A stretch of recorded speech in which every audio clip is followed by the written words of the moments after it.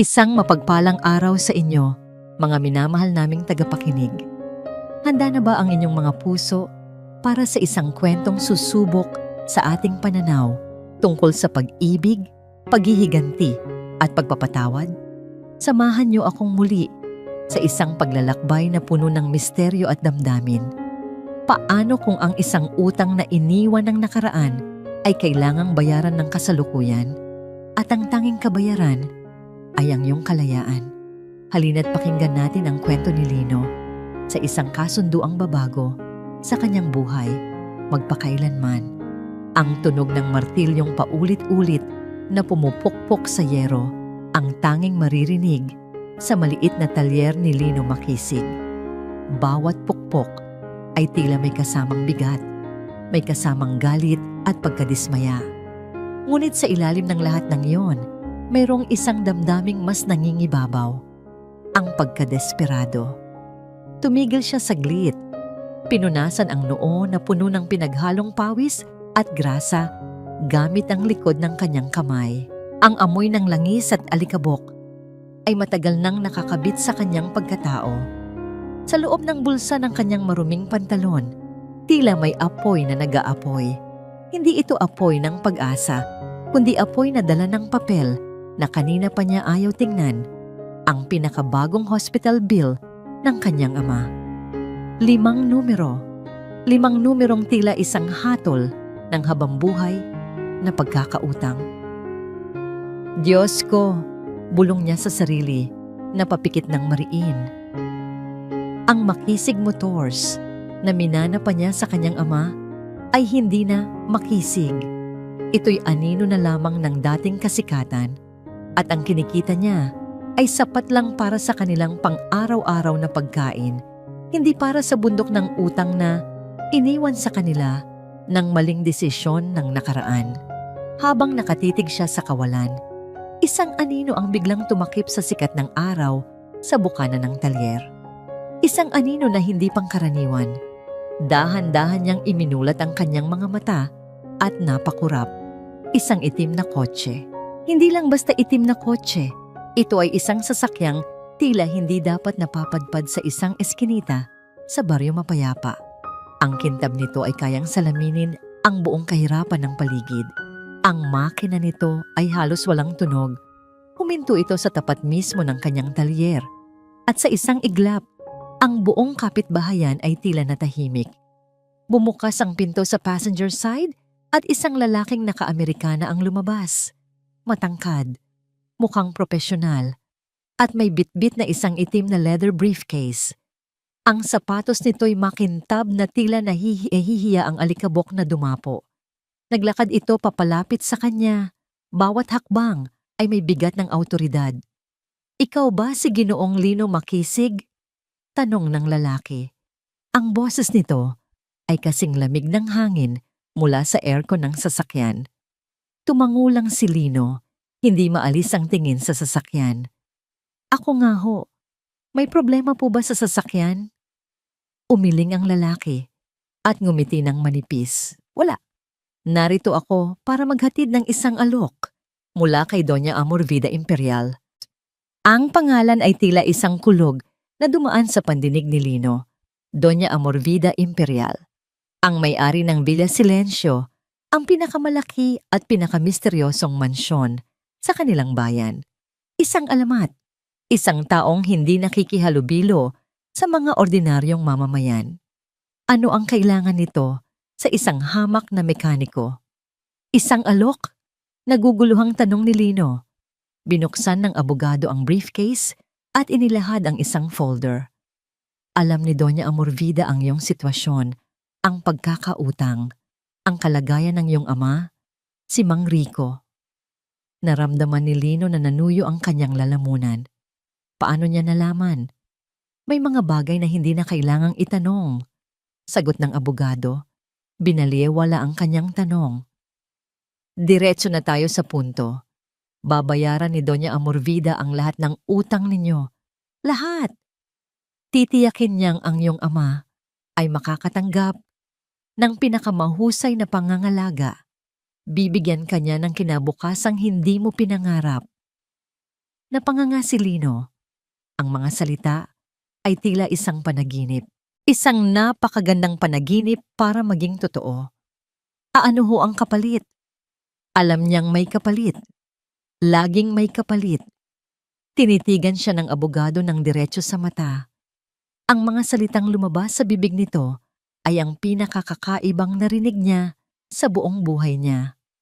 Kailangan mong pakasalan si Doña Amorvida Imperial.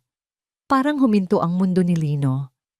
Ang ingay ng martilyo, ang init ng araw, ang amoy ng langis. Lahat ay naglaho. Tanging ang mga salitang iyon ang umalingaw-ngaw sa kanyang isipan. Pakasalan ang isang 74 taong gulang na babaeng hindi pa niya nakikita. Isang babaeng halos kasintanda na ng kanyang lola. Bago pa siya makasagot, iniabot ng abogado ang isang business card. Pag-isipan mo, ito ang numero ko, pero kailangan mo ng desisyon sa loob ng 24 na oras. Umalis ang abogado, sumakay sa makintab na kotse at nawala na parang isang masamang panaginip, nag-iwan ng alikabok at isang nakakabaliw na alok. Kinagabihan, hindi mapakali si Lino. Nagtungo siya sa nursing home kung saan naroon ang kanyang ama. Nakita niya itong mahimbing na natutulog, ang dating malakas na katawan ay ngayoy payat at mahina. Ang mga guhit sa mukha nito ay naglalarawan ng hirap at pagsisisi. Siya ang dahilan kung bakit sila nagkaganito, ngunit ama pa rin niya ito. At gagawin niya ang lahat para dito. Hinawakan niya ang kamay ng kanyang ama. Malamig. Tinitigan niya ang natutulog na mukha nito at doon, sa gitna ng amoy ng gamot at kapayapaan ng gabi, gumawa siya ng desisyon. Isang desisyon na isusuko ang kanyang sarili para sa taong nagbigay buhay sa kanya. Kinabukasan, tinawagan niya ang abogado. Dinala siya sa isang opisina na mas malaki pa sa buong bahay niya. Doon, sa isang mahabang mesa, nakalatag na ang kontrata. Binasa niya ito, ngunit ang mga legal na termino ay lumalangoy lang sa kanyang isipan. Ang tanging malinaw ay ang mga numero, ang halaga ng utang na babayaran, at ang pangalan niya sa tabi ng pangalan ni Amorvida Imperial. Pumapayag ako, sabi niya sa mahinang boses. Kinuha ang ballpen na nanginginig ang kamay. Nilagdaan niya ang papel. Ang tunog ng dulo ng ballpen sa papel ay tila tunog ng paglalagari sa kanyang kaluluwa. Isang pirma para sa kalayaan ng kanyang ama. Isang pirma para sa kanyang sariling pagkakakulong. Pagkatapos niyang pumirma, itinuro ng abogado ang isang direksyon gamit ang kanyang ulo. Nais kang makita ni Donya? Lumingon si Lino. Sa dulo ng silid, sa likod ng isang tinted na salamin na hindi niya napansin kanina, ay may isang pinto na ngayon ay nakabukas. At mula sa dilim, dahan-dahang lumabas ang isang anino. Hindi niya nakita ang buong mukha nito, tanging ang mga mata lamang. Mga matang napapalibutan ng kulubot ng panahon, ngunit walang bakas ng anumang init o kabutihan. Ito ay mga matang malamig, mapanuri, at puno ng isang bagay na hindi niya mawari. Isang bagay na tila tagumpay, ngunit isang madilim at nakakakilabot na tagumpay. Sa unang pagkakataon, nagtama ang kanilang mga mata. Ang binatang mekaniko na isinuko ang lahat at ang matandang babaeng bumili ng kanyang kaluluwa. Walang puting bestida, walang mga bulaklak, walang martsa o mga kantang puno ng pag-ibig. Ang tanging naroon ay ang nakabibinging katahimikan ng isang opisina ng abogado at ang lamig na nagmumula sa air conditioning system na tila gumagapang sa balat ni Lino at nanunuot hanggang sa kanyang mga buto. Ang kasal ay natapos sa loob lamang ng 10 minuto. Si Lino, si Doña Amorvida, ang kanyang abogado at isang sekretaryang nagsilbing saksi. Iyon lang. Walang ngiti, walang pagbati, walang kahit isang salita ng pagsasaya. Pagkatapos niyang pumirma sa marriage certificate, Naramdaman ni Lino na iyon na ang huling pirma niya sa kanyang kalayaan. Tumingin siya kay Doña Amorvida, naghihintay ng kahit anong senyales, isang tango, isang tingin, ngunit ang ginawa lang nito ay tumayo. Inayos ang kanyang mamahaling bestida at nagsimulang maglakad palabas na para bang walang nangyari. Sumunod ka. Iyon lang ang utos ng abogado sa kanya. Ang biyahe papunta sa Villa Silencio ay isa pang pagsubok ng katahimikan. Magkatabi sila ni Doña Amorvida sa likod ng maluwag na sasakyan, ngunit ang agwat sa pagitan nila ay tila isang malawak na karagatan. Nakatingin lang si Lino sa bintana, pinapanood ang pamilyar na mga tanawin ng baryo mapayapa na unti-unting lumilipas, ang mga batang naglalaro sa kalye, ang mga tindahang maliliit, ang mga taong naglalakad na may ngiti sa labi. Mga simpleng bagay na ngayon ay tila abot kamay, ngunit hindi na niya maaaring hawakan. Isa na siyang estranghero sa sarili niyang mundo. Hanggang sa huminto ang sasakyan sa harap ng isang dambuhalang gate na gawa sa itim na bakal. Ito ay napapalibutan ng pader na sobrang taas, na tila itinatago ang anumang nasa loob nito mula sa mata ng mundo. Dahan-dahang bumukas ang gate na may marahang tunog, nagbubunyag ng isang mahabang daan na napapaligiran ng mga perpektong inalagaang halaman. At sa dulo ng daan, naroon ang mansyon, ang Villa Silencio. Hindi ito isang bahay, isa itong palasyo na gawa sa bato at salamin. Malawak, matayog, at nakakatakot sa karangyaan nito. Ngunit habang papalapit sila, napansin ni Lino na wala itong buhay. Ang mga bintana ay tila mga matang walang emosyon, nakatitig sa kawalan. Pagbaba niya ng sasakyan, isang malakas na kalabog ang narinig niya sa kanyang likuran. Ang dambuhalang gate ay nagsara. Ang tunog na yon ay tila isang pinal na hatol, isang pinto ng kulungan na isinara at hindi na muling bubuksan. Naramdaman niya ang panlalamig sa kanyang batok. Maligayang pagdating sa iyong bagong tahanan, Ginoong Imperial. Sarkastikong sabi ng abogado. Ang loob ng mansyon ay mas nakakahanga at mas nakakakilabot. Ang sahig ay gawa sa marmol na sobrang kintab, kayang salaminin ng matataas na kisame na may nakasabit na mga chandelier. Ang mga kasangkapan ay halatang antiko at mamahalin. Ngunit ang buong lugar ay may aura ng kalungkutan. Masyadong malinis, masyadong tahimik. Para kang nasa loob ng isang museo kung saan bawal mag-ingay at bawal huminga ng malakas. Walang nagsalita sa kanya. Ang mga kasambahay na nakasalubong niya ay yumuyuko lamang. Hindi nag-aangat ng tingin na para bang isa siyang multo na hindi dapat pansinin. Dinala siya sa isang napakahabang dining hall. Ang mesa ay kayang magpakain ng 30 tao. Ngunit 2 plato lamang ang nakahanda, isa sa magkabilang dulo. Ang unang hapunan nila bilang mag-asawa ay ginanap sa ganap na katahimikan. Ang tanging maririnig ay ang mahinang tunog ng kanilang mga kubyertos na tumatama sa plato. Nakaupo si Doña Amorvida sa kabilang dulo. Ang postura niya ay perpekto. Ang bawat galaw ay may kontrol. Tinitingnan siya nito paminsan-minsan, hindi bilang isang asawa, kundi bilang isang bagay na binili, isang tropeyo ng isang madilim na tagumpay. Sinubukan ni Linong kumain, ngunit ang pagkain ay tila walang lasa sa kanyang panlasa. Ang bawat subo ay tila buhangin na mahirap lunukin. Pagkatapos ng hapunan na yon, sa wakas ay nagsalita si Doña Amorvida. Ang boses niya ay kalmado, ngunit may talim na kayang humiwa. May mga patakaran sa pamamahay na ito. Lino, simula niya, habang pinupunasan ang kanyang bibig ng puting table napkin.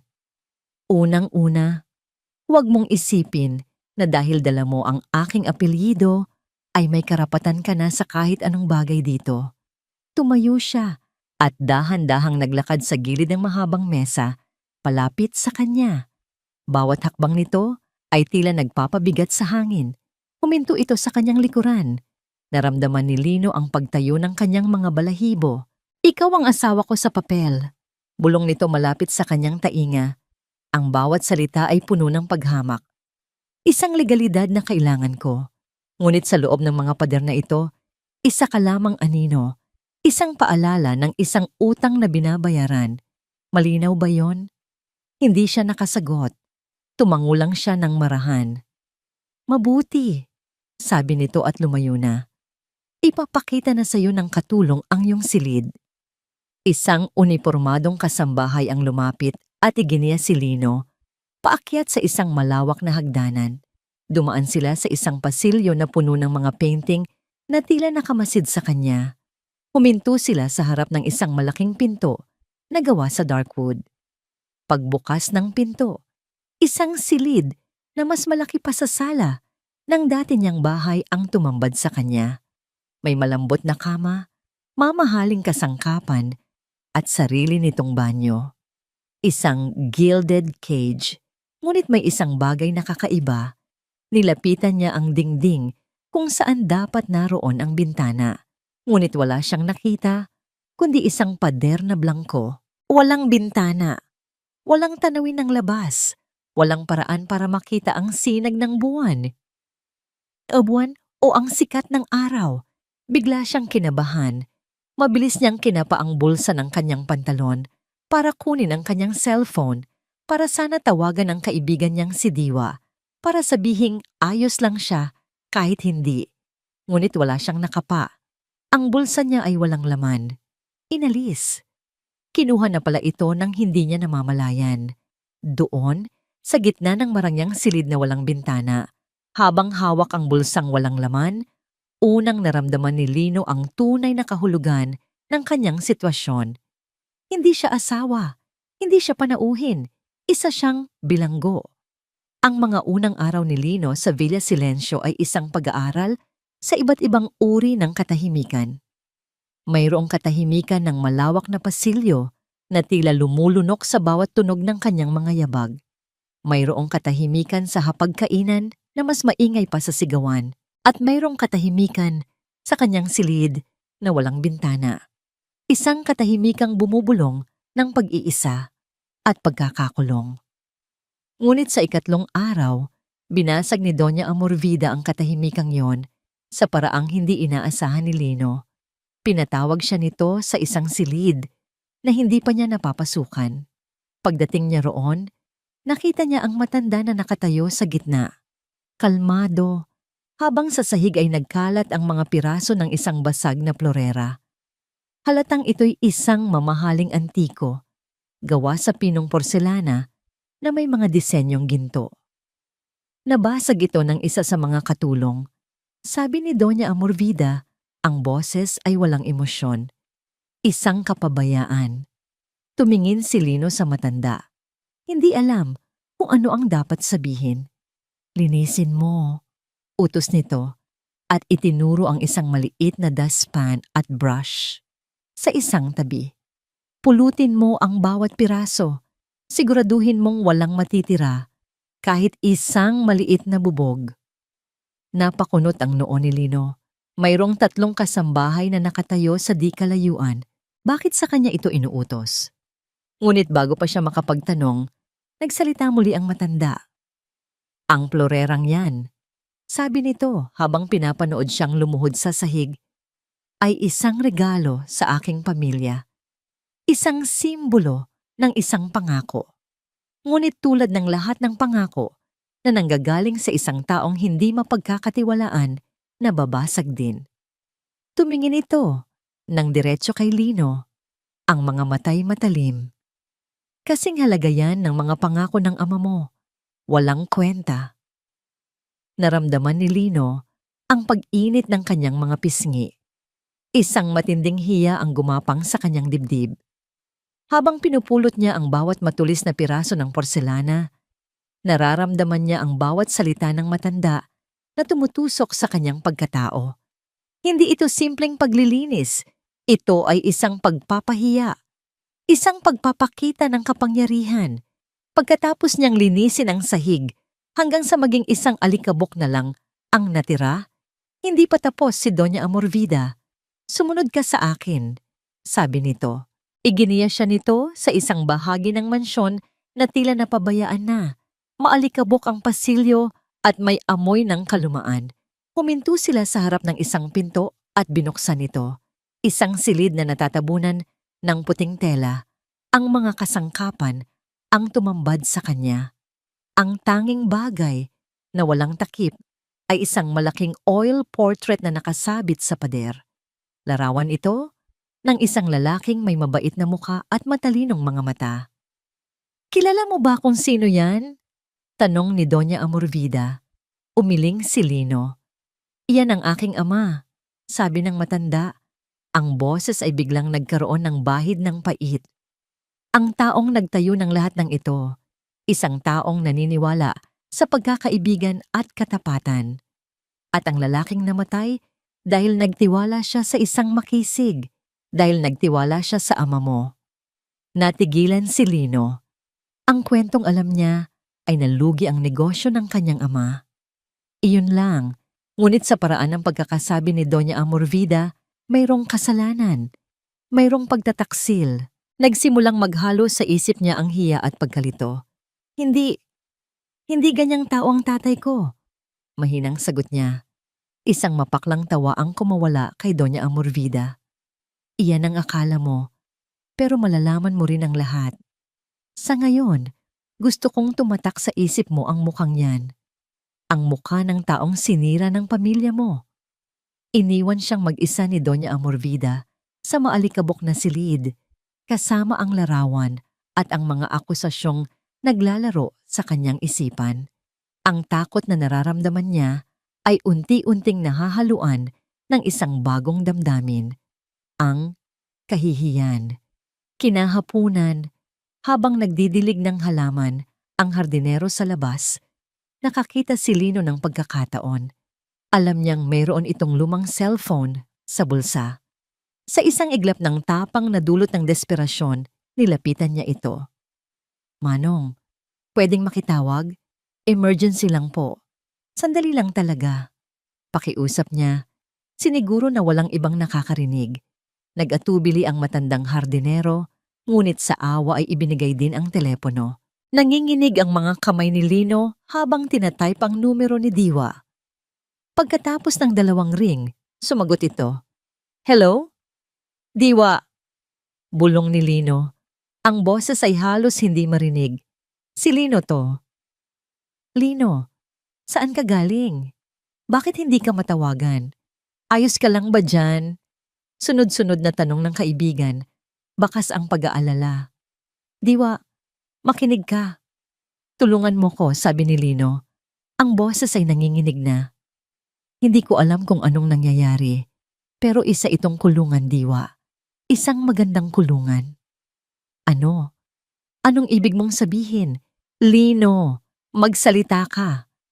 Ngunit bago pa niya madugtungan ang sasabihin, isang anino ang tumakip sa kanya.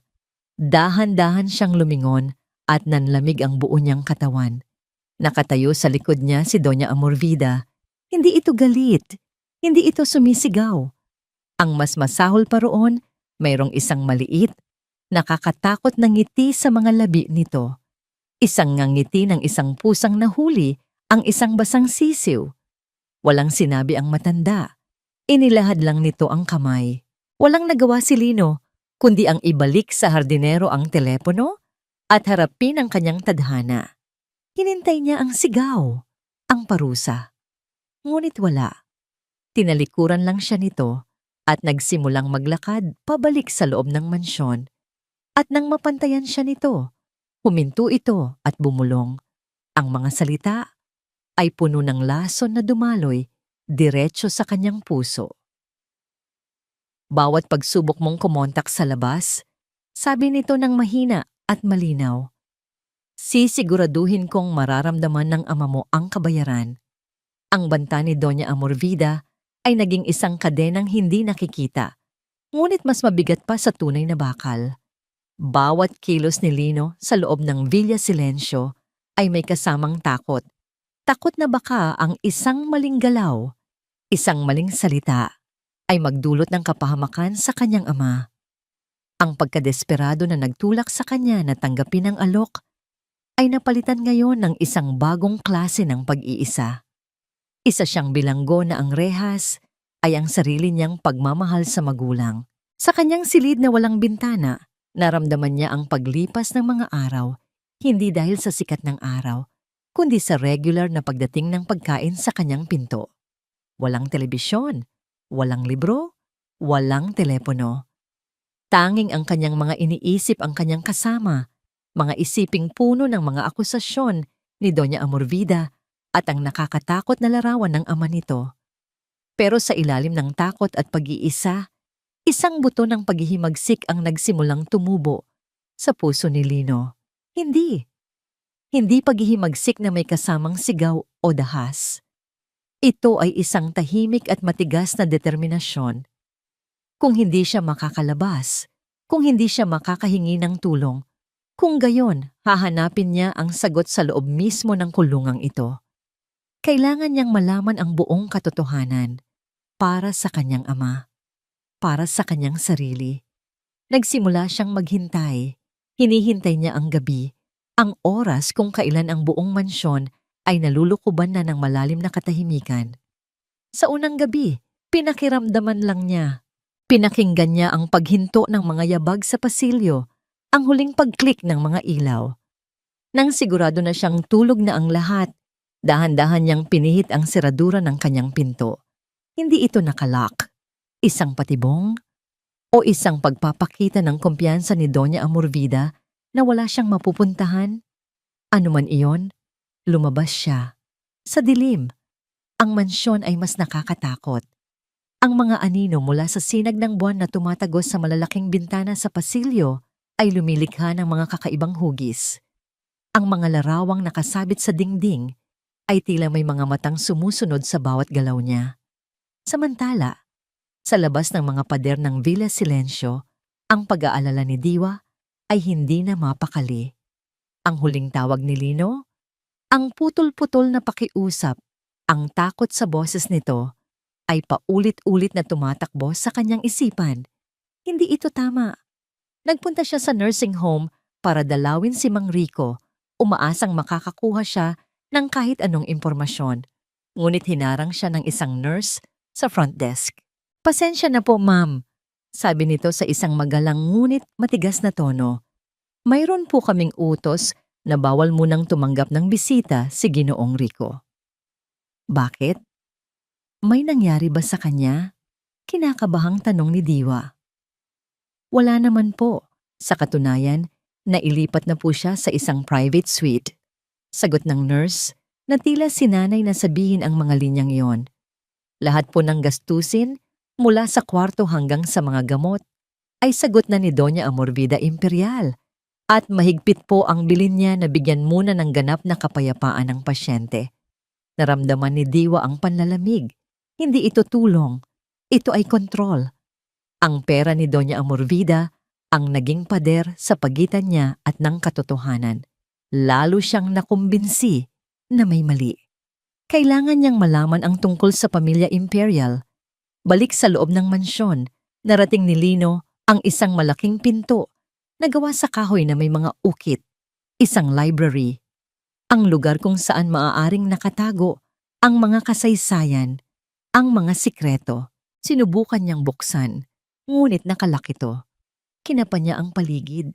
Umaasang may nakatagong susi, ngunit wala. Isang pader na naman. Hindi siya sumuko. Kinapa niya ang mga dingding, ang mga bookshelf na nasa pasilyo. Bawat libro ay hinawakan niya. Bawat palamuti ay sinuri. Hanggang sa isang bookshelf na puno ng makakapal na encyclopedia ang kanyang napansin. May isang libro na tila hindi gaanong maalikabok kumpara sa iba. Sinubukan niya itong hilahin. Matigas. Tinulak niya. Sa kanyang pagkabigla, narinig niya ang isang mahinang click at ang buong bookshelf ay bahagyang umusad. Nagbubunyag ng isang makitid at madilim na siwang sa likod nito. Isang lihim na daanan. Pinigilan ni Lino ang kanyang hininga at pumasok sa siwang. Sumara ang bookshelf sa kanyang likuran at nilamon siya ng ganap na kadiliman at amoy ng alikabok at lumang papel. Kinapa niya ang pader hanggang sa makita ang isang switch. Bumukas ang isang maliit na ilaw. Nagliliwanag sa isang maliit na opisina na tila hindi nagalaw sa loob ng maraming dekada. Dito, iba ang pakiramdam. Hindi ito kasing linis at kasing perpekto ng ibang bahagi ng mansyon. May mga papel na nakakalat sa mesa, isang upuang natatakpan ng agyo, at mga libro na nakasalansan sa sahig. Ito ang lugar ng katotohanan, hindi ng pagkukunwari. Lumapit siya sa mesa at binuksan ang isang drawer. Sa loob, sa ilalim ng mga lumang dokumento, may isang itim na leather-bound na journal. Maingat niya itong kinuha. Walang pangalan sa pabalat. Binuksan niya ito sa unang pahina. Ang sulat kamay ay lumana, ngunit malinaw pa rin. Ika-10 ng Hunyo, 1975, isang bagong simula. Ngayon ang unang araw ng aming partnership ni Rico. Isang binatang masipag at puno ng pangarap, katulad ko. Naniniwala akong ang pagsasamang ito, ang pagkakaibigang ito, ang mag-aangat sa aming dalawang pamilya. Ang Imperial Makisig Holdings ay hindi na isang pangarap lamang. Natigilan si Lino. Imperial Makisig. Pagkakaibigan. Ang mga salitang ito ay direktang sumasalungat sa lahat ng sinabi ni Doña Amorvida. Hawak niya sa kanyang mga kamay ang simula ng isang kwentong ibang-iba sa kwento ng pagtataksil na ipinipilit nito. Hawak niya ang isang piraso ng katotohanan sa ilalim ng liwanag ng nag-iisang bombilya sa sikretong opisina. Nilamon ni Lino ang bawat salitang nakasulat sa journal. Ang mga unang pahina ay puno ng pag-asa at paghanga para sa kanyang amang si Rico. Ngunit habang lumalayo ang mga pahina, nag-iiba ang tono. Nababasa niya ang tungkol sa mga hindi pagkakasundo, mga desisyon sa negosyo na parehong mapanganib. Hindi ito simpleng kwento ng isang traidor at isang biktima. Ito ay kwento ng dalawang magkaibigan na naging magkaribal, na parehong nagkamali dahil sa kanilang ambisyon. Ang huling entry ay halos hindi na mabasa dahil sa mga tuyong patak ng luha sa papel. Isinulat ito ng ama ni Doña Amorvida 1 linggo bago ito mamatay. Pareho kaming nagkamali ni Rico. Naging sakim ako. Naging padalos-dalos siya. Ngayon ang lahat ay guguho. Sana balang araw mapatawad namin ang isa't isa. Isinara ni Lino ang journal. Isang kakaibang bigat ang lumukob sa kanyang dibdib. Ngunit kasabay nito, isang kislap ng pag-asa ang sumilay. Ang kanyang ama ay hindi isang halimaw tulad ng ipinipinta ni Doña Amorvida. Nagkamali ito, oo, ngunit hindi siya nag-iisa sa pagkakamaling iyon. Ang katotohanan ito ang naging kanyang kalasag. Kailangan itong malaman ng matanda. Kailangan nilang mag-usap. Kinabukasan, dala ang journal na tila isang sagradong armas, hinanap niya si Doña Amorvida. Natagpuan niya ito sa malawak na sala, kalmadong nagkakape habang nagbabasa ng dyaryo, na para bang isa lamang itong ordinaryong umaga. Ang normalidad na iyon ay nagbigay sa kanya ng lakas ng loob. Doña Amorvida, magalang ngunit matatag na tawag niya. Nag-angat ito ng tingin mula sa dyaryo, ang mga matay malamig. Ano ang kailangan mo? Kailangan po nating mag-usap, sabi ni Lino. Lumapit at maingat na inilapag ang journal sa mesang salamin sa pagitan nila. Tungkol po dito. Nangunot ang noo ng matanda nang makita ang journal. Sa isang iglap, nawala ang kalmadong ekspresyon nito at napalitan ng pagkabigla na mabilis ding sinundan ng galit na pilit itinatago. Saan mo yan nakuha? Mariing tanong nito. Hindi na po mahalaga kung saan. Ang mahalaga po ay ang nakasulat dito. Sagot ni Lino, ang puso niya'y kumakabog ng malakas. Binasa ko po. Hindi po kasalanan lahat ng ama ko. Pareho po silang nagkamali ng tatay ninyo. Nakasulat po dito. Mga kasinungalingan. Putol nito sa kanya. Ang boses ay biglang tumaas at umalingaw-ngaw sa buong sala. Mga kasinungalingang isinulat ng isang mahinang tao para pagaanin ang sarili niyang konsensya. Pero sulat kamay po ito ng ama ninyo, giit ni Lino. Kinukwento niya ang totoong nangyari, ang tungkol sa pagkakaibigan nila. Sa isang mabilis na kilos na hindi inaasahan ni Lino mula sa isang matanda, dinaklot ni Doña Amorvida ang journal. Nanginginig ang kanyang mga kamay, hindi dahil sa katandaan, kundi dahil sa matinding galit. Ang maskara ng isang kontroladong donya ay gumuho at sa unang pagkakataon, nakita ni Lino ang babaeng nasa likod nito. Isang babaeng puno ng sakit at puot. Pagkakaibigan, sigaw nito, ang mukha ay namumula. Ang pagkakaibigang yon ang pumatay sa kanya. Ang tiwalang yon ang sumira sa pamilya natin. At sa harap mismo ng nanlalaking mga mata ni Lino, pinunit nito ang journal. Bawat pahina, bawat salita ng katotohanan, ang papel na naging pag-asa niya ay ginawa nitong mga walang kwentang piraso na nagkalat sa mamahaling alpombra. Wala kang alam, bata. Patuloy nito, ang boses ay nanginginig sa bagsik. Ang alam mo lang ay ang apelyidong dala-dala mo, isang apelyidong kasing dumi ng putik. Sinira ng ama mo ang lahat. Lahat! Napatulala si Lino. Ang kanyang ebidensya, ang kanyang pag-asa ay winasak sa isang iglap. Nang makita ni Doña Amorvida ang pagkagapi sa kanyang mukha, tila bumalik ang kontrol nito sa sarili. Huminga ito ng malalim, inayos ang sarili, at muling isinuot ang maskara ng malamig na awtoridad. Tumingin ito sa dalawang gwardiyang biglang lumitaw sa may pintuan na tila laging nakaantabay. Dalhin niyo siya sa kanyang silid, utos nito. At siguraduhin niyong nakalakang pinto, dito ka lang, hanggang sa matuto ka kung saan ang iyong lugar. Hinawakan siya ng mga gwardya sa braso. Hindi na siya nanlaban. Habang kinaladkad siya paalis sa sala, ang huli niyang nakita ay si Doña Amorvida na nakatayong parang isang reyna sa gitna ng mga pinirasong papel. Ang anino ng sakit at tagumpay ay magkahalo sa kanyang mga mata. Isang malakas na kalabog ang narinig ni Lino nang isara at ilak ang pinto ng kanyang silid. Muli, mag-isa na naman siya.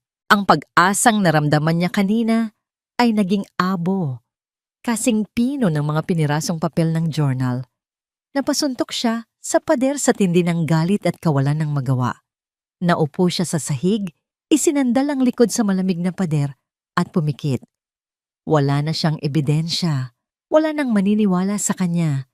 Ngunit habang nakaupo siya roon sa dilim ng kanyang pagkatalo, isang tunog mula sa labas ang pumukaw sa kanyang atensyon. Ang tunog ng isang sasakyang humihinto sa harap ng mansyon. Sinundan ito ng mga yabag sa pasilyo. Idinikit niya ang kanyang tainga sa pinto. Pilit pinakikinggan ang nangyayari. Isang boses ang kanyang narinig. Isang pamilyar na boses na nagpatayo sa lahat ng kanyang balahibo. Iyon ang boses ng abogado ni Doña Amorvida. Nakatayo sa likod ng pinto, idinikit ni Lino ang kanyang tainga sa malamig na kahoy. Ang buo niyang katawan ay alerto. Bawat himaymay ng kanyang laman ay nakikinig. Ang pagkatalo na naramdaman niya kanina ay pansamantalang napalitan ng isang matinding kuryosidad na may halong panganib. Nabalitaan ko ang nangyari kanina, Donya, ang tungkol sa journal. Narinig niyang sabi ng abogado, si Attorney De Leon. Ang boses nito ay formal at walang emosyon, ngunit may bakas ng pag-aalala. Isang buntong hininga ang narinig ni Lino mula kay Doña Amorvida. Isang maliit na problema, naayos na. Ang batang yon ay natuto na ng kanyang leksyon. Ang mahalaga ay ang mas malaking plano, sabi ng abogado. Ang oras ay tumatakbo, kailangan nating siguraduhin na walang magiging aberya. Walang magiging aberya. Matigas na sagot ni Doña Amorvida. Nasa ilalim ko siya ng kontrol, isang daga sa loob ng hawla. Naramdaman ni Lino ang pamilyar na kirot ng pagkapahiya. Ngunit hindi siya umalis sa pagkakatayo. Mayroon pang iba. Mayroon pang mas malalim na dahilan. Sa likod ng lahat ng ito, nararamdaman niya. Mabuti kung ganoon. Patuloy ng abogado. Dahil ang lahat ay nakasalalay sa legalidad ng kasal na ito. Ang tiyempo ay kritikal. Ayon sa huling habilin ng iyong lolo, ang kondisyon ay malinaw na malinaw. Huminto ang abogado. Narinig ni Lino ang mahinang tunog ng paglalakad sa sahig na marmol. Idiniiin pa niya ang kanyang tainga sa pinto. Ang kanyang paghinga ay halos pigil na. 2 linggo na lang, Donya, sabi ng abogado sa isang mas mahinang boses na para bang may nag-iingat na baka may makarinig, at ang katotohanan iyon ay nagpadala ng kilabot sa gulugod ni Lino. 2 linggo na lang bago ang iyong ika-75 kaarawan. Pagkatapos niyon, si Lino makisig ay hindi na magkakaroon pa ng halaga. Ang mga salita ay tumama kay Lino na parang isang malakas na suntok sa sikmura. Nag-alis ng hangin sa kanyang mga baga. Hindi na magkakaroon pa ng halaga. Paulit-ulit na umikot ang pariralang iyon sa kanyang isipan. Bawat ulit ay mas masakit, mas malinaw. Tila isang kidlat na tumama sa kanyang utak at sa isang nakakabiglang iglap. Ang lahat ng piraso ay biglang nagkadugtong-dugtong. Ang biglaang alok, ang pagmamadali sa kasal, ang kontrata, ang kanyang pagkakakulong. Hindi lang ito tungkol sa paghihiganti. Ang paghihiganti ay palamuti lamang, isang masarap na bonus para kay Doña Amorvida. Ang tunay na pakay ay mana. Isang kayamanang nakasalalay sa isang pirma sa marriage certificate. Napaatras siya mula sa pinto. Ang kanyang likod ay tumama sa malamig na pader. Napasandal siya roon, dahan-dahang napaupo sa sahig. Ang kanyang mga binti ay tila nawalan ng lakas. Ang paghihiganti ay isang bagay na kaya niyang intindihin kahit gaano pa ito kasakit. Ngunit ito, ang pagiging isang kasangkapan lamang, isang pangalan sa isang dokumento na may expiration date. Naalala niya ang kontrata, ang mga pahinang mabilis niyang nilagpasan dahil sa pagkadesperado na mailigtas ang kanyang ama. Naalala niya ang mga malalabong salita. Bilang kabayaran sa mga serbisyong naibigay, pagtupad sa mga tungkuling kinakailangan bilang asawa. Akala niya noon, ito ay mga legal na formalidad lamang.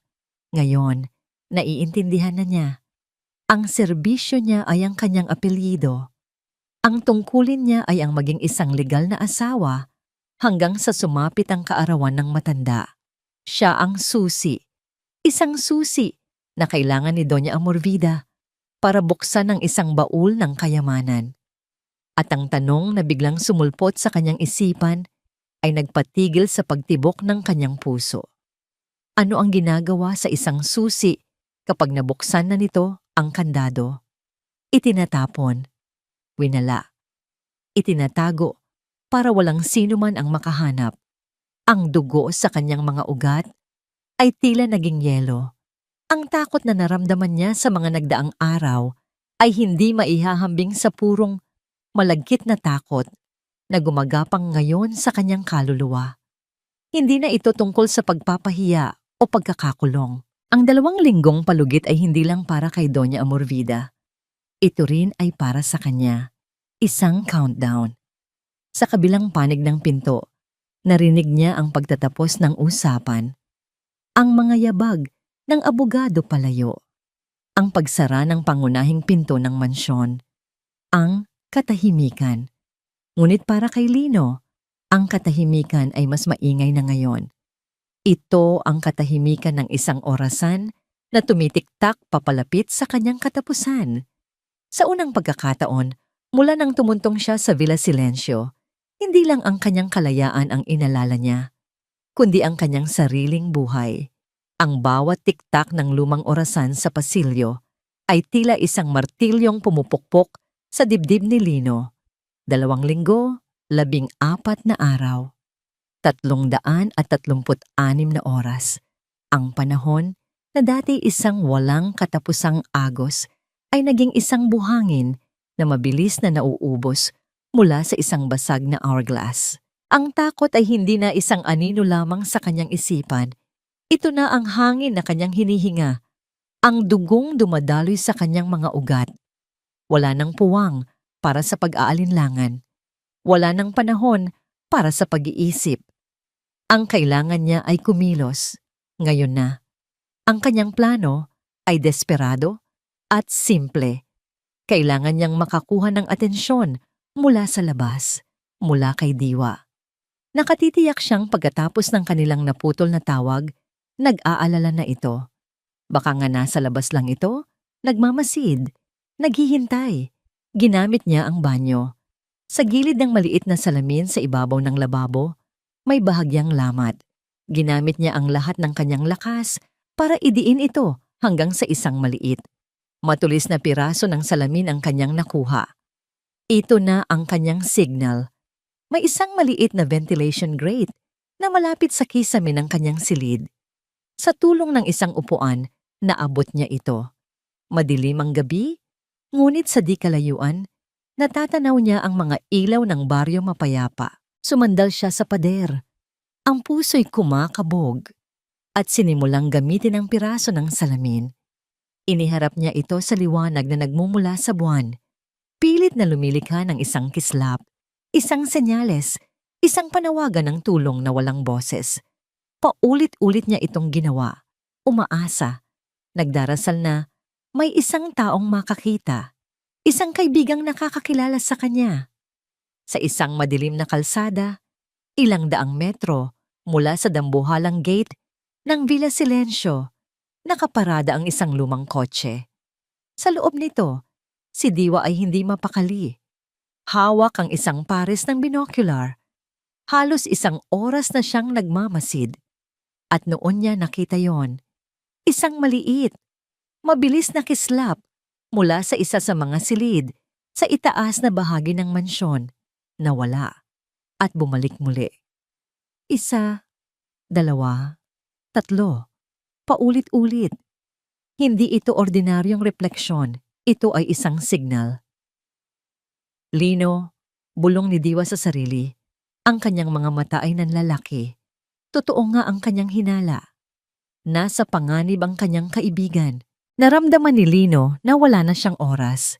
Hindi siya maaaring umasa lang sa isang senyales. Habang ang lahat ay natutulog, kailangan niyang subukan. Kinolekta niya ang lahat ng kumot at bedsheet sa kanyang kama. Pinagbuhol-buhol niya ang mga ito ng mahigpit. Lumilikha ng isang marupok na lubid. Ang kanyang tanging pag-asa. Dahan-dahan siyang lumabas ng silid. Tahimik ang buong mansyon. Sa tulong ng dilim, nagawa niyang makarating sa hardin sa likod ng bahay. Doon, bumungad sa kanya ang pader. Mas mataas ito kaysa sa inaakala niya. Tila isang dambuhalang halimaw na nagbabantay sa kanyang kalayaan. Itinali niya ang kanyang gawang lubid sa isang matibay na sanga ng puno. Huminga siya ng malalim at nagsimulang umakyat. Ang kanyang mga kamay, na sanay sa grasa at bakal, ay naninibago sa magaspang na bato ng pader. Ang bawat akyat ay isang pagsubok sa kanyang lakas at determinasyon. Malapit na. Ilang talampakan na lang at maaabot na niya ang tuktok. Ngunit nang akmang iaangat na niya ang kanyang sarili, isang nakakasilaw na liwanag ang biglang tumutok sa kanyang mukha. Hanggang dyan ka na lang, Ginoo. Isang malamig na boses ang nagsalita mula sa ibaba. 2 gwardiya, nakatayo, naghihintay, na para bang alam na nila ang bawat galaw niya. Gumuho ang mundo ni Lino. Ang kanyang pag-asa ay naglaho, na parang bula. Walang pag-aalinlangan, bumaba siya. Tapos na ang laban. Kinaladkad siya ng mga gwardiya pabalik sa loob. Hindi sa kanyang silid, kundi diretso sa sala, kung saan, sa gitna ng dilim, ay naghihintay si Doña Amorvida. Nakaupo ito sa kanyang paboritong silya, isang tasa ng tsa, ang nasa kanyang kamay, na para bang nanonood lamang ng isang palabas sa teatro. Isang kahangahangang pagtatanghal, Lino. Sabi nito, walang bakas ng galit, tanging isang nakakainsultong pang-uuyam.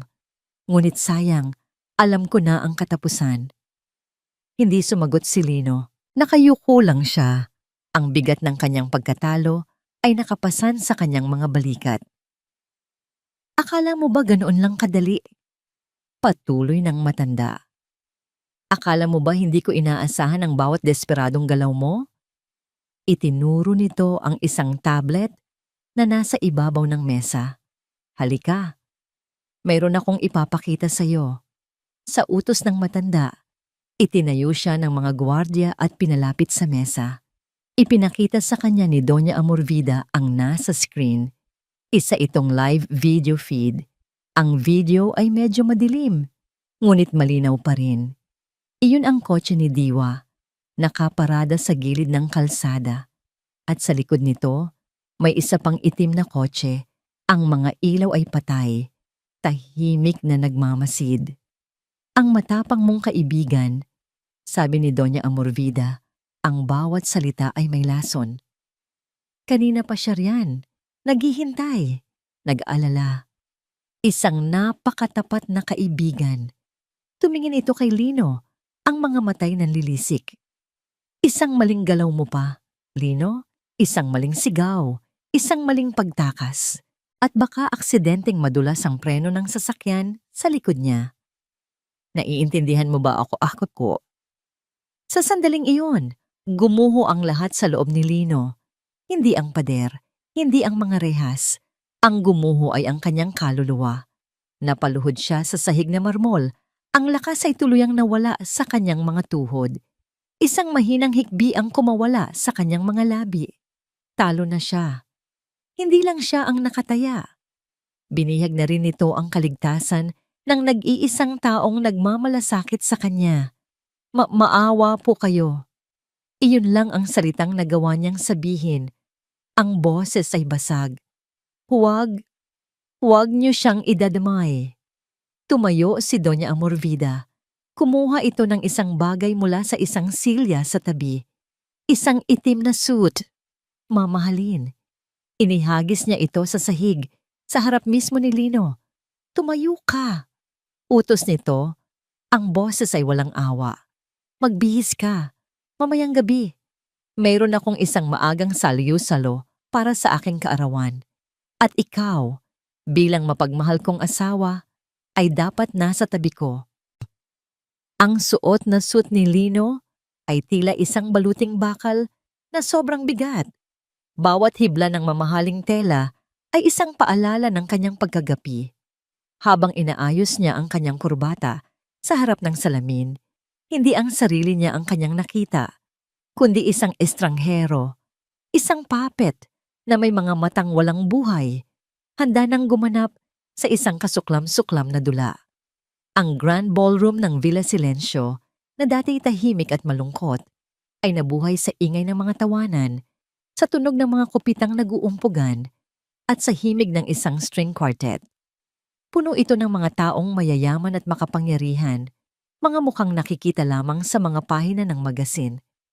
Para sa kanila, ito ay isang eleganteng pagdiriwang. Para kay Lino, ito ang kanyang entablado ng pagpapahiya. Ngiti! Bulong ni Doña Amorvida sa kanyang tabi. Ang braso nito'y nakakapit ng mahigpit sa kanya. Ang pagkakahawak nito na sa paningin ng iba ay tanda ng pagmamahal, ay isa palang pagbabantay. Ipakita mo sa kanila kung gaano kakasaya sa piling ko. Ngumiti si Lino.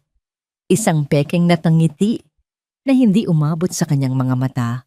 Lumapit sa kanila ang mga bisita, binabati ang Donya para sa kanyang kaarawan. Happy birthday, Amorvida! At sino itong napakakisig na Ginoo sa iyong tabi? Tanong ng isang babaeng may suot na kumikinang na mga alahas. Siya si Lino, ang aking asawa, sagot ni Doña Amorvida, may diin sa huling salita, at isang matamis ng ngiti na puno ng panloloko. Isang hindi inaasahang pag-ibig. Nahanap ko siya sa panahong hindi ko na inaasahan. Ang mga salita ay tumusok sa puso ni Lino na parang mga karayom. Bawat pagbati, bawat papuri sa kanilang nakakakilig na kwento ay isang dagdag na insulto.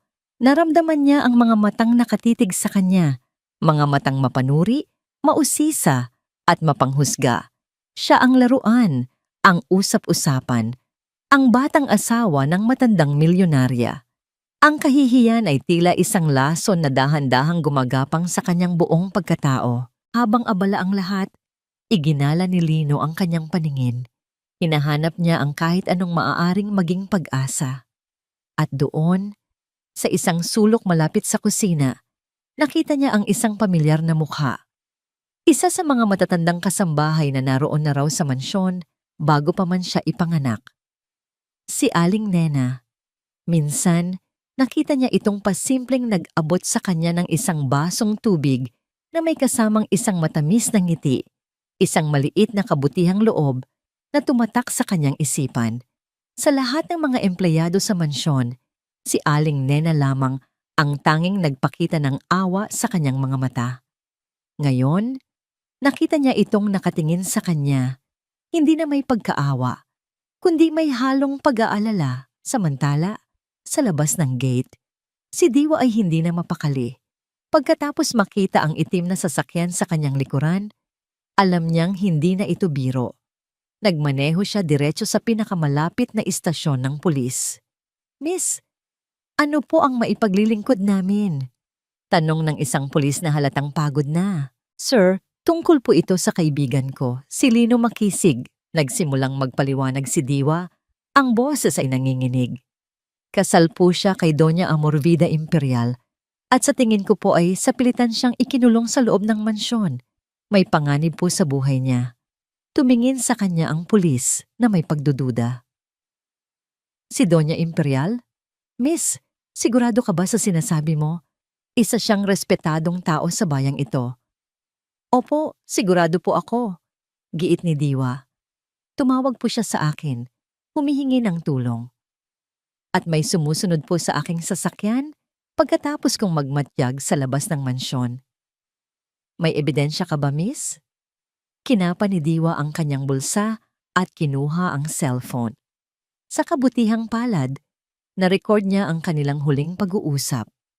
Ipinadinig niya sa pulis ang nanginginig na boses ni Lino, ang mga salitang tulong at kulungan. Bahagyang nagbago ang ekspresyon ng pulis. Hindi ito sapat para sa isang search warrant, ngunit sapat na ito para maghinala. Balik sa loob ng party, nakahanap si Lino ng pagkakataon, habang si Doña Amorvida ay abala sa pakikipag-usap sa isang senador.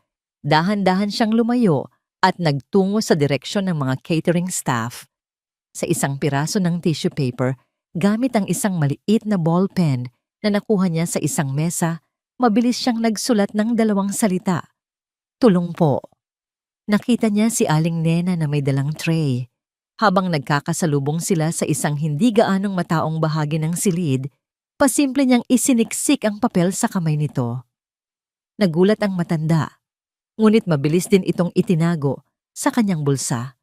Isang mabilis na tango lang ang naging sagot nito. Ngunit para kay Lino, ang tangong iyon ay isang malaking sinag ng pag-asa. Lumipas ang ilang minuto na para kay Lino ay isang eternidad. Malapit na siyang bumalik sa tabi ni Doña Amorvida nang maramdaman niya ang isang marahang tapik sa kanyang likod. Si Aling Nena. "Ginoo," bulong nito. Ang mukha'y seryoso.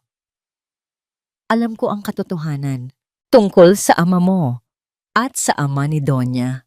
Natigilan si Lino. "Pumunta ka sa lumang bodega sa likod ng hardin mamayang hating gabi kapag wala ng tao."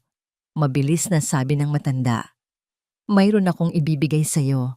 Bago pa man makasagot si Lino, umalis na si Aling Nena at naglaho sa gitna ng mga bisita. Naiwan siyang nakatayo roon. Ang puso niya'y tila isang tambol na walang tigil sa pagpukpok. Isang bagong pag-asa, isang huling pagkakataon. Habang iniisip niya ito, isang kaguluhan ang biglang nangyari malapit sa pasukan. May mga ilaw na kumikislap mula sa labas. Mga ilaw na asul at pula. Ang tunog ng sirena ng pulis, kahit mahina, ay nagsimulang marinig, papalapit, papalakas. Bago pa man tuluyang makalapit ang mga pulis sa mansyon, ginamit ni Lino ang kaguluhang nilikha ng kanilang pagdating. Habang ang atensyon ng lahat, pati na ng mga gwardiya, ay nakatuon sa papalapit na mga sirena, mabilis siyang nawala sa gitna ng mga naguguluhang bisita at tumakbo palabas, patungo sa likod ng hardin. Ang lumang bodega ay nakatayo sa pinakamadilim na sulok ng malawak na hardin. Maalikabok, amoy lupa, at nabubulok na kahoy. Pagpasok niya, naroon na si Aling Nena, naghihintay sa ilalim ng liwanag ng isang nag-iisang bombilya. Ang mukha ng matanda ay puno ng pinaghalong takot at determinasyon. "Salamat po sa pagpunta, Manang," sabi ni Lino habang hinahabol ang kanyang hininga. "Wala na tayong oras, iho," sabi ni Aling Nena. Ang boses ay nanginginig. Kumuha ito ng isang maliit at lumanang metal na kahon mula sa ilalim ng isang mesa. "Maraming taon kong itinago ito. Ipinagbilin ito sa akin ng ama ni Donya bago siya mamatay. Sabi niya, kung sakaling kainin na ng galit ang kanyang anak, ibibigay ko raw ito sa tamang tao." Binuksan ng matanda ang kahon. Sa loob, may isang sobre na naninilaw na. Dahil sa katandaan, maingat niya itong inabot kay Lino. "Iyan ang huling sulat niya para sa ama mo. Isang sulat na hindi na naipadala." Nanginginig ang mga kamay ni Lino habang binubuksan ang sobre. Ang sulat ay maikli lamang, ngunit ang bawat salita ay may bigat ng isang buong buhay ng pagsisisi. "Rico, aking kaibigan, patawad. Ang kasakiman ay naging lason sa ating pagkakaibigan. Nagkamali ako. Kung mababasa mo ito, sana ay malaman mong sa huli, ang tanging nais ko ay ang kapatawaran mo at ang paghilom ng ating mga pamilya. Huwag mong hayaang ang ating mga pagkakamali ay maging sumpa sa ating mga anak. Nagmamahal, Arturo Imperial." Naramdaman ni Lino ang pag-init ng kanyang mga mata. Hindi ito isang journal na maaring punitin. Ito ang katotohanan. Isinulat mula sa puso ng taong pinagmulan ng lahat ng galit ni Doña Amorvida. Ito na ang kanyang sandata. Samantala, sa loob ng mansyon, ang party ay tuluyan nang naging isang eksena ng investigasyon. Pumasok ang mga pulis sa pangunguna ng isang opisyal na may seryosong mukha, kasama si Diwa. "Doña Amorvida Imperial?"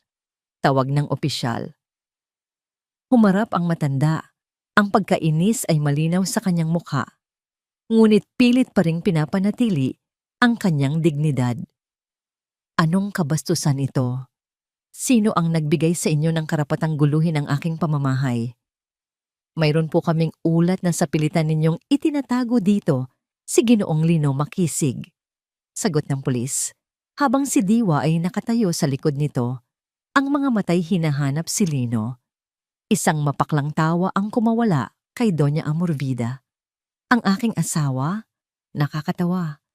Nasa tabi ko lang siya kanina. Lino! Lino, nasaan ka?" Nagpanggap itong nag-aalala, ngunit ang mga matay nagliliyab sa galit.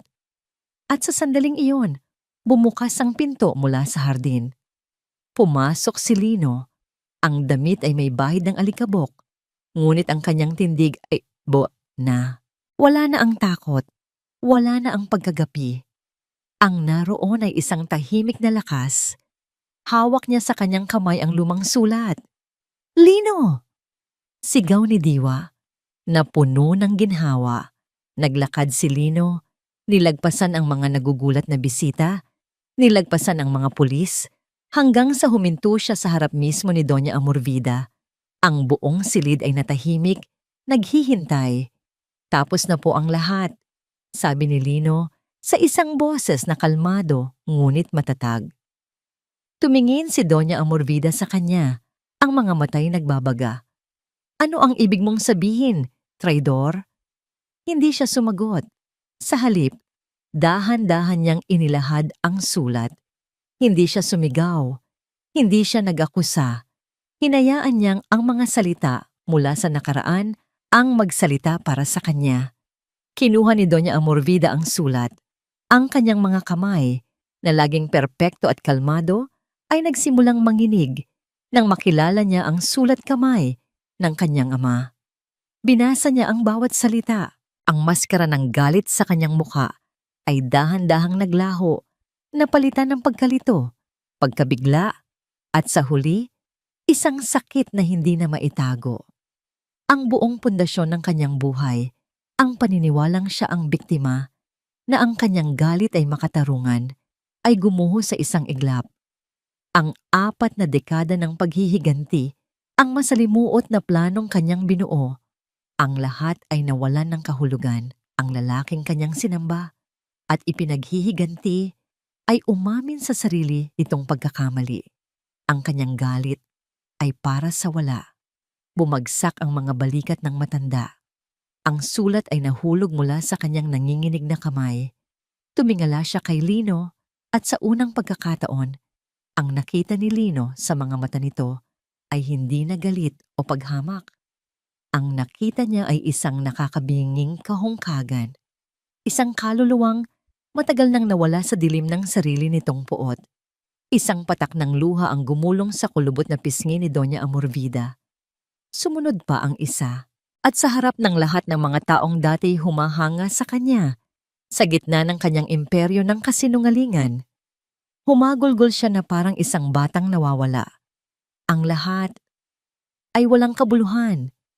Bulong niya sa pagitan ng mga hikbi, hindi para kay Lino, kundi para sa sarili niya. Lumapit ang mga pulis, walang nanlaban, walang nagsalita. Habang marahang ginagabayan ng mga awtoridad si Doña Amorvida palabas ng mansyon, ang kanyang imperyo ay tuluyan ng gumuho, hindi dahil sa sigaw ng hustisya, kundi sa bulong ng katotohanan. Lumipas ang ilang buwan, ang ingay at eskandalo na dulot ng pagbagsak ni Doña Amorvida Imperial ay unti-unting humupa, naging mga bulong-bulungan na lamang sa mga eskinita ng Baryo Mapayapa. Ang Villa Silencio, ang dating simbolo ng kapangyarihan at takot, ay nakatayo na ngayong tahimik at walang laman. Isang monumento ng isang buhay na nasayang sa paghihiganti. Hindi tinanggap ni Lino ang anumang bahagi ng yaman ng mga imperial. Ang tanging kinuha niya ay ang sapat na halaga mula sa danyos perwisyos na iginawad ng korte para mabayaran ang lahat ng utang na matagal nang dumagan sa kanilang pamilya at para maipagpatuloy ang pagpapagamot ng kanyang ama sa isang mas disenteng ospital. Ang natira, ginamit niya para buhayin muli ang talyer na dati isang anino na lamang ng nakaraan. Isang hapon, dinalaw ni Lino ang kanyang ama. Gising ito, nakaupo sa gilid ng kanyang kama, nakatingin sa labas ng bintana. Mas malinaw na ang kanyang mga mata at may kaunting kulay na sa kanyang mga pisngi. Ang bigat na dulot ng sakit at pagkakasala ay tila nabawasan.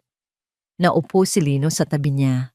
Matagal silang hindi nagsalita, parehong pinapanood ang paglipad ng mga ibon sa labas. "Anak," basag ni Mang Rico sa katahimikan, ang boses ay mahina, ngunit malinaw. "Patawad." Tumingin si Lino sa kanyang ama. Nakita niya ang pagsisisi sa mga mata nito. Walang pagdadahilan, tanging isang purong pag-amin sa pagkakamali. Hinawakan ni Lino ang magaspang na kamay ng kanyang ama.